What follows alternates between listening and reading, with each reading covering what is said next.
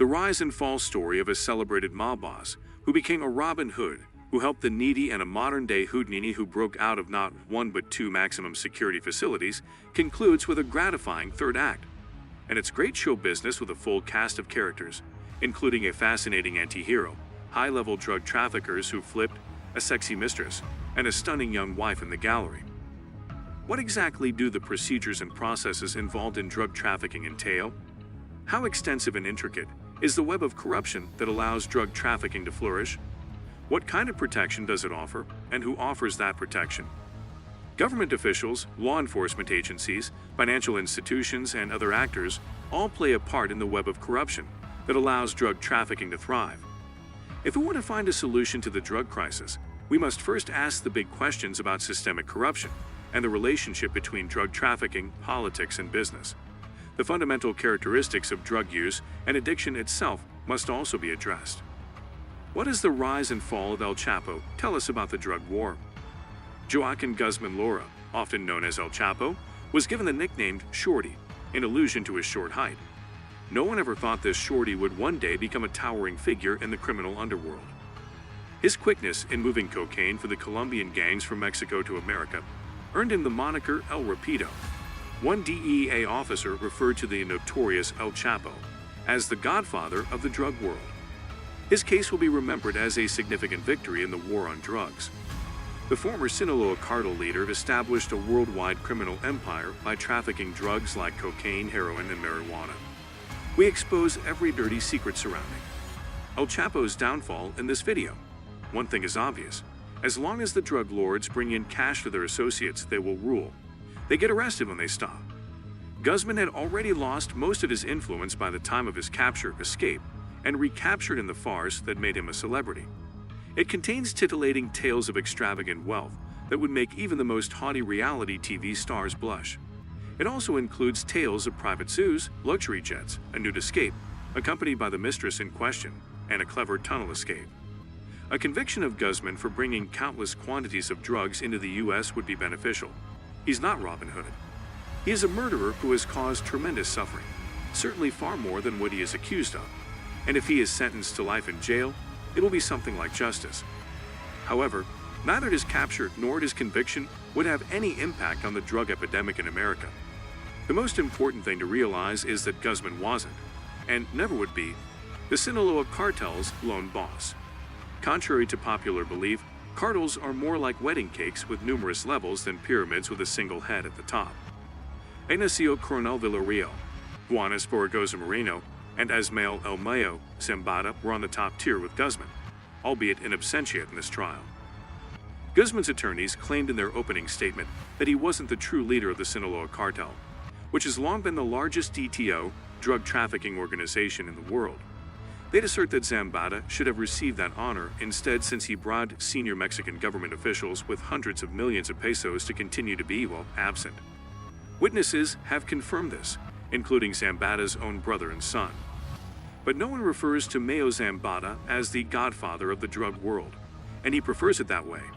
Zambada doesn't appear to be having romances with television stars, interviewing for Rolling Stone, or working on a biopic about himself like Guzman did. Zambada is a cautious businessman who likes to operate behind the scenes. If there is a Don Corleone of Mexican drug lords, it is Ismael Zambada. Guzman, his partner, was also becoming a bigger headache. As long as they are producing money for others, mob bosses will continue to be in power. Due to marijuana's legalization in America, he was experiencing sharp drops in profits at the outset of his downfall. People were starting to lose money because of Guzman. The cartel decided to re-enter the heroin market in order to capture a portion of the expanding opioid addict market for American pharmaceutical corporations. The cartels generated so much heroin that they had a surplus, which they began to sell within Mexico in a reversal of previous policy. Guzman lost his own power base when he became greedy and demanded a cut of the profits from Sinaloa's local dealers. It becomes obvious why he had become a liability to his partners, particularly Zambada. According to sources in Mexico, Zambada, who is unwell and old, has been wishing to take his billions and quietly retire. Guzman retained enough support, influence, and money to engineer his 2015 daring escape.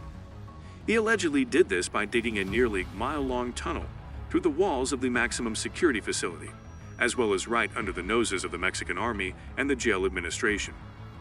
It was a paid-for departure rather than a daring escape. A fully dressed Guzman may be seen in prison surveillance footage getting into the shower behind his cell's privacy wall, which blocks the view as he supposedly goes down the tunnel entrance. If you can afford to pay $15 million in bribes and construction fees to build a tunnel, you can afford to avoid using it as well. It's probable that he exited through the front entrance, as he did in 2001 during his first escape, for which there was also a face-saving official justification that he left while concealed in a laundry cart. If this farce hadn't garnered so much publicity and embarrassed the Mexican authorities, Guzman could have genuinely remained free. Pressure from the media frenzy, particularly from the United States, led Mexico to begin a thorough manhunt as well as raids, arrests, and product seizures that were directed at the entire Sinaloa organization. In other words, the cartel lost money as a result of Guzman's misdeeds. For organized crime bosses, the adage that there is no such thing as bad publicity is undoubtedly untrue. And for whatever reason, whether he became fond of his own press clippings or simply began to believe his own legend, Guzman began to pursue the spotlight. In an effort to get a biopic about him made by Hollywood, along with his obsession with Kate del Castillo from a Mexican soap opera, Guzman agreed to a controversial interview with actor Sean Penn for Rolling Stone magazine. It has been claimed that the report, which revealed that Penn and del Castillo passed through a nearby army checkpoint on their route to the meeting, helped Mexican police officials find Guzman. They already knew where he was, but the attention persuaded Zambada and other decision-makers that it was time to demand the removal of Guzman rather than just allow it. The sole condition was that he not be hurt. In the raid that resulted in his capture, 5 of his associates were slain, but Guzman and his helper were uninjured. The drug issue has gotten worse rather than better even after his capture. Drugs are more accessible, more powerful, and more affordable than ever. The point is that systemic corruption exists and has done so for many years. It is much broader and more powerful than any one defendant, not even the alleged godfather of the drug world, and it continues to exist. The actual drug lords don't sit in a courtroom or a cell, they do it in plush offices. Sure, it's a good thing to jail a nasty guy like Guzman, but Chapo Guzman is merely the most recent in a long line of criminals. Where is El Chapo now? He was sentenced to life in prison in 2019 after being found guilty of planning numerous horrific atrocities, and on January 5, 2023, his son was also detained. The United States Penitentiary Maximum Facility, ADX Florence, is where Guzman is currently incarcerated and serving his sentence. In 2001 and 2014, he successfully carried off 2 daring breakouts in Mexico. El Chapo, who earned the moniker the Alcatraz of the Rockies, was confined to a high-security prison to put an end to his plans for an escape. A prisoner has never escaped from ADX Florence, according to USA Today. Razor wire barriers, gun towers, heavily armed patrols, attack dogs, and snipers on guard in gun towers surround the isolated prison. He entered the prison on June 19, 2 days after being given a life sentence, and joined notorious characters from organized crime, including Caboni Savage and Luis Felipe. El Chapo spends 23 hours a day in isolation in a 7 by 12-foot concrete cell with double doors. He is allowed to spend 1 hour outside each day to catch some fresh air. His attorney, Mariel Coleman, had earlier stated that the severe conditions at the Supermax jail had negatively impacted his physical health, though he still has mental clarity. If you believe that Guzman's imprisonment has been a significant win in the war on drugs, then explain why heroin overdoses in the U.S. have increased sharply, not decreased. Share your thoughts in the comments.